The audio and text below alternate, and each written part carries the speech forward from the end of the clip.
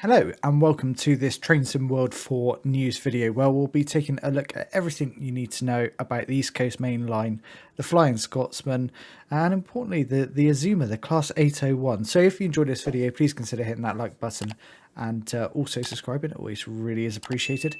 But straight away you can see a beautiful picture of that Class 801 that we'll be getting with the East Coast Main Line, and hopefully we'll get to dive into a little bit more detail about it.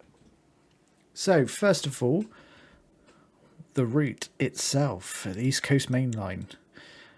So, it's obviously an important artery of the British rail network. So, it's the first time we'll be seeing it in Train Sim World 4, and it was very much highly requested by the community. So, I'm extremely pleased this has finally come to life, and the portion of the route that we'll be getting is from Peterborough to Doncaster. Of course, the East Coast Main Line is actually in real terms from King's Cross to Edinburgh, so yeah, that's quite a distance, and it's understandable why we're getting that portion. I think there were a lot of questions about why that portion, if I'm honest.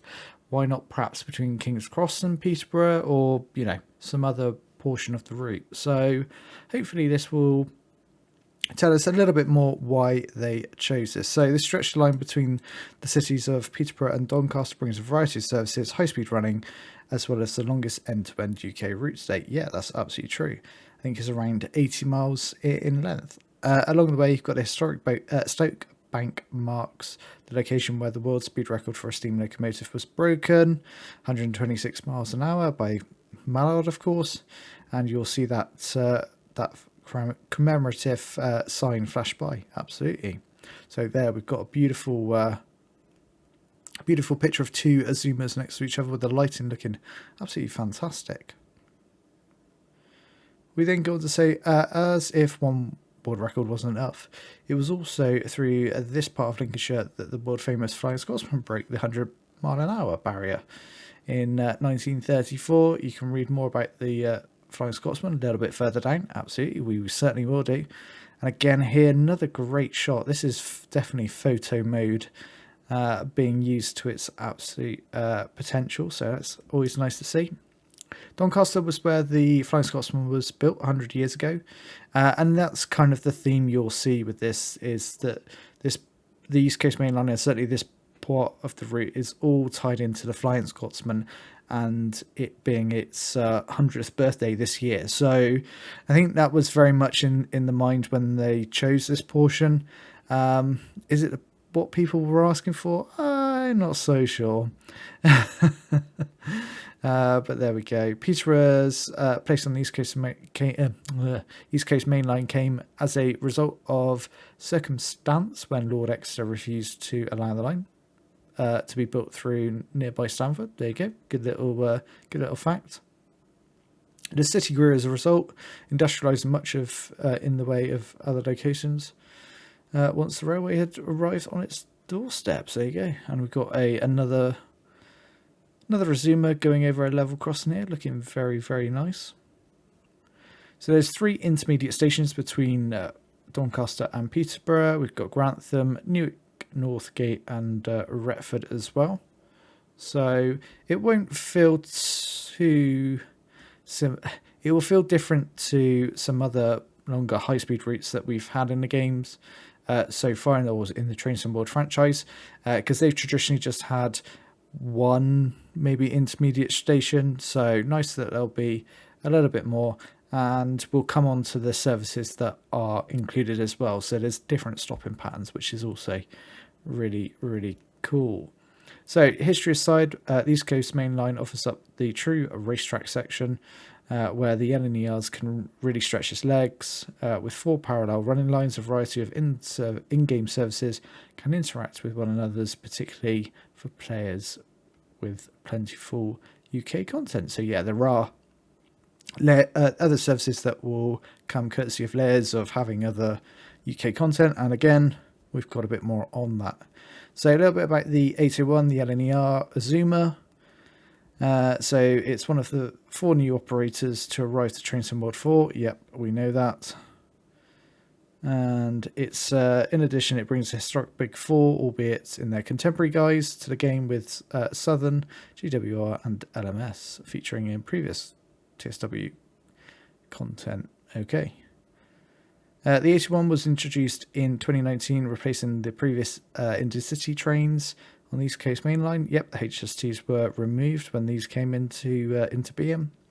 Unlike the bi-mode Class 800, which would have been a better variant if we're all honest, used by both LNER and other operators, which can interchangeably use electric and diesel, so a hybrid.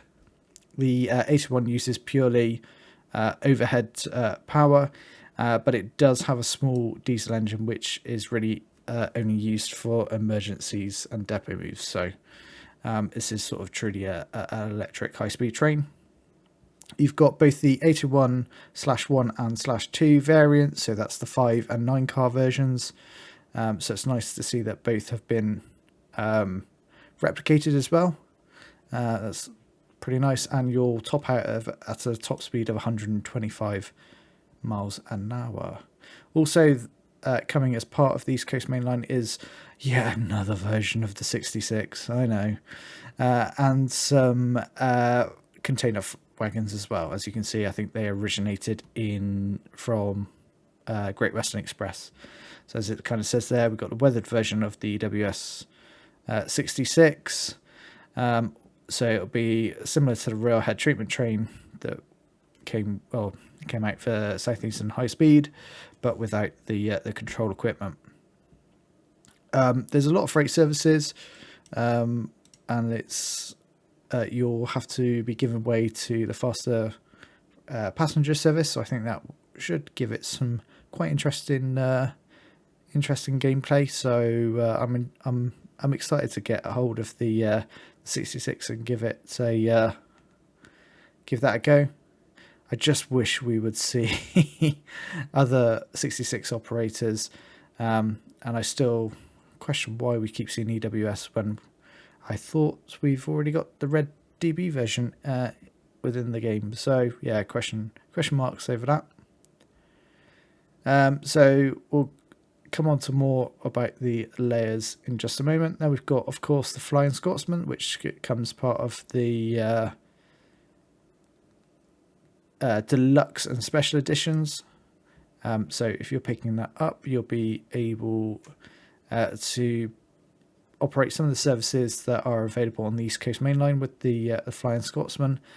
Lovely looking interior of it, and of course you've got the Scotsman and the Azuma next to each other there, looking very, very nice.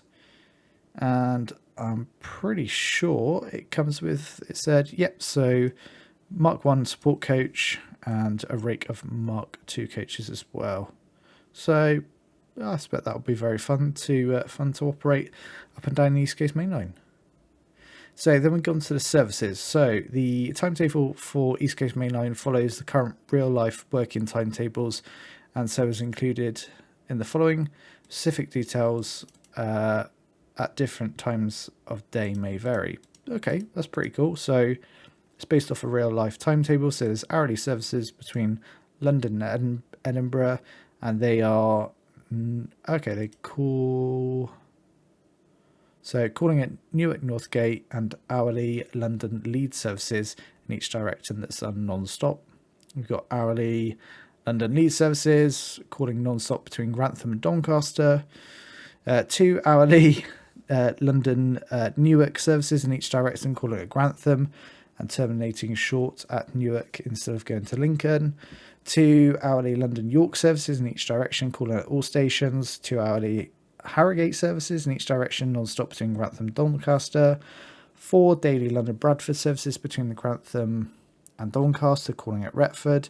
2 hourly London Hull services in each direction between Grantham and Doncaster calling at Retford, covering for the Hull train services. Handful of empty coach stock moves, and there'll be additional services between London and Scotland which run non-stop, as well as Lumo. Grand Central paths are included as AI only, but they'll be replicated by the 801. So there's a whole host of stopping patterns, which I think is absolutely a fantastic way to deal with it. Of course, we don't have the AI of the Lumo, Grand Central, and Hull trains.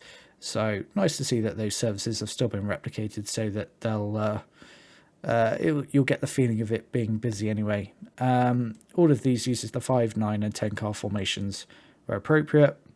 In addition, the 66 freight services, so anything with starting with a 4 head code contains freight services generally running the full length services between Peterborough and Doncaster from the yards. As with most freight, the origin and destination reach far beyond. Yep, we know that. Most services are split into parts where longer waits in passing loops are necessary and runs outside of the busier passenger times. I think there are also some services that are the full length and not split. I hate split services, if I'm honest. A fair number of services can be seen as AI only. That's cool. And then there are more freight services with the 6 head codes are available using the GNAs, MFAs from Southeastern High Speed and the BBAs from Tees Valley. So there's going to be a whole host of freight available, which is very, very cool. And then in terms of the Flying Scotsman, there are, I think it's 16 services in total available to run various, rail tours. And also, I think there are light engine yet and support coach movements for one of the tours. So I guess to put it into the right position. These are designed to offer a amount of variety while respecting unique. Yeah, cool. And then we've got additional layers. So they don't. Oh yeah, they do. Yep, they detail. They'll be obviously and operate both playable and AI services from Midland Mainline Thameslink 700 and the Railhead Treatment Train. So the Midland Mainline, I think there are a couple of HST services, Class 158 services. Obviously, you get the 700 as there are only really tiny moves between the sidings at Peterborough and the station, which seems a bit pointless if I'm honest. They're like 3-minute services, but hey, there we go.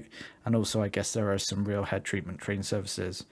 And they'll confirm the full details of the services available, especially between Gen 9 and Gen 8 consoles. Preview is available to go watch if you want to see it in action for yourself. And then if you've already missed it, there was a stream on Free Roam, which is looks very, very cool. So early access of Train Sim World 4 starts tomorrow, which I'll certainly be streaming on the channel, so please check that out. And that's a great way to wrap things up. So if you enjoyed this video, please consider hitting that like button and also subscribing, and I'll see you in the next one. Bye bye for now.